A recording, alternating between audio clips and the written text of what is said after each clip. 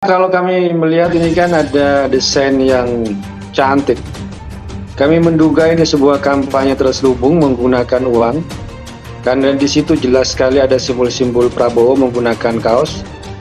Kemudian juga tersebar di media sosial ada ucapan dari Gus Miftah yang mendukung Prabowo Gibran di acara tersebut.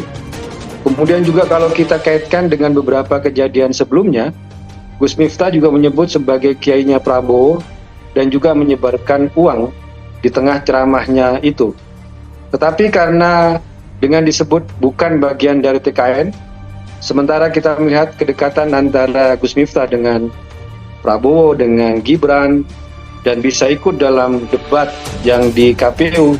Padahal itu kan biasanya itu adalah orang-orang yang memang mendapatkan perhatian khusus dari TKN untuk ikut dalam debat tersebut.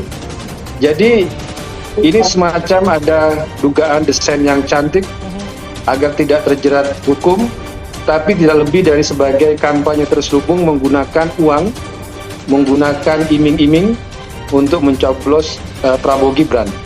Kalau kita lihat dari sisi hukum pemilunya dulu ya, dari undang-undang pemilu kita, memang pengaturan soal politik uangnya sangat limitatif. Jadi politik uang diatur hanya di 3 tahapan saja, di masa kampanye, hari lalu masa tenang, dan yang ketiga itu adalah hari pemungutan penghitungan suara.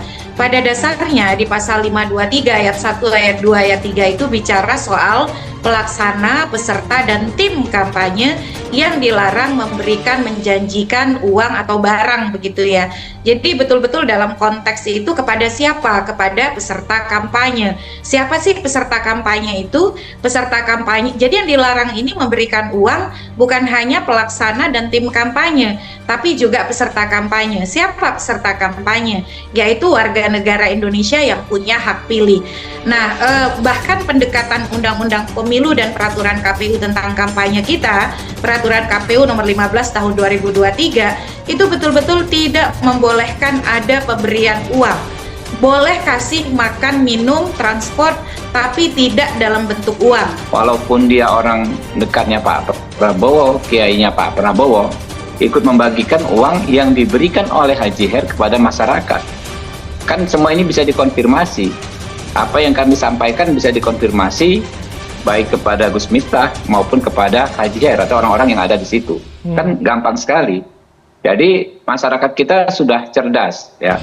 Segala bentuk framing ya, segala bentuk penggiringan opini nggak akan gampang dilakukan karena masyarakat tahu ya karakter Gus Miftah ini ya. Namanya sedekah kan kita sering kali melihat. Contohnya misalnya yang dilakukan sahabat saya ya, Pak Said Abdullah, anggota DPR RI dari fraksi PDI Perjuangan, pengusungnya Pak Pak Ganjar.